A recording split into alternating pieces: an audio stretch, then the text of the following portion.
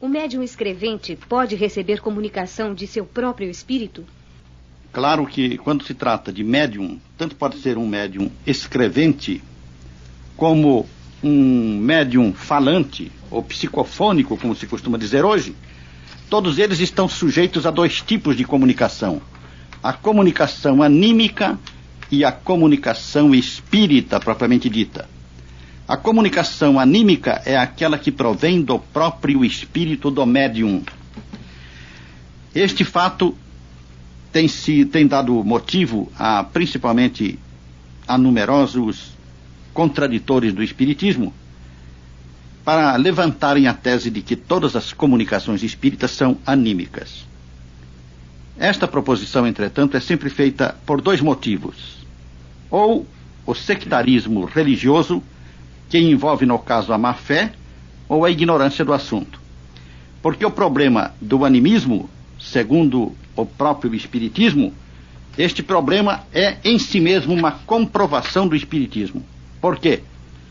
Porque o médium, sendo um espírito encarnado, nós já estamos diante do fato espírita. Segundo, assim como o médium pode receber uma comunicação de um espírito estranho, ele pode ele mesmo dar a sua comunicação. E isto por quê? Porque a comunicação do próprio médium provém não da sua mente consciente, mas do seu inconsciente. É o inconsciente do médium que se manifesta nos momentos de comunicação anímica. Por outro lado, é preciso lembrar que este problema do animismo, ou da manifestação do próprio médium, foi largamente estudado no espiritismo desde Allan Kardec até os nossos dias. E existem duas obras clássicas fundamentais em que o senhor poderá se inteirar completamente deste assunto. Uma delas é do cientista russo Alexander Aksakov. Chama-se Animismo e Espiritismo.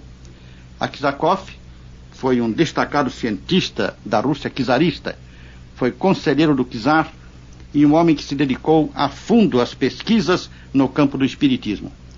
O outro é um livro mais recente, é um livro do famoso pesquisador italiano, metapsiquista, espírita, discípulo de Herbert Spencer, que se chama Ernesto Bozano.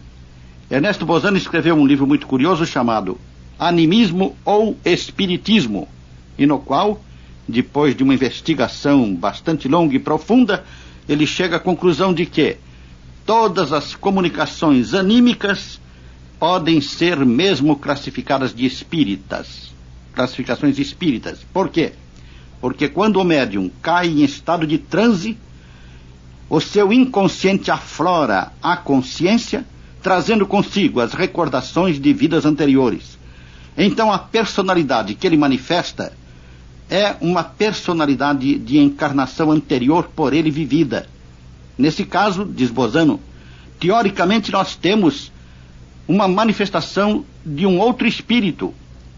Não que seja um outro espírito na realidade, mas teoricamente podemos entender assim, porque se trata de uma personalidade anterior, formada numa vivência anterior do espírito e que permanece na sua lembrança, na sua memória, não como um outro ser, mas como uma recordação viva.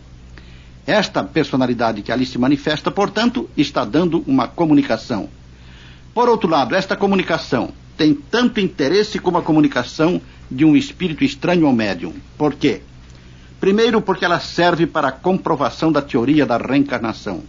E depois, porque ela representa, em geral, uma espécie de catarse psicanalítica. Assim como na psicanálise, procura-se produzir a catarse, fazendo com que o paciente se lembre de traumatismos profundos da sua vida atual, que surgem da memória profunda para a mente, a fim dele se libertar de sensações que o estão prejudicando no seu comportamento na vida comum. Assim também, a manifestação de uma memória profunda do espírito através da mediunidade é uma catarse de maior profundidade, uma catarse que vem da memória profunda no sentido mais lato da palavra, porque é daquela memória que remonta às encarnações anteriores.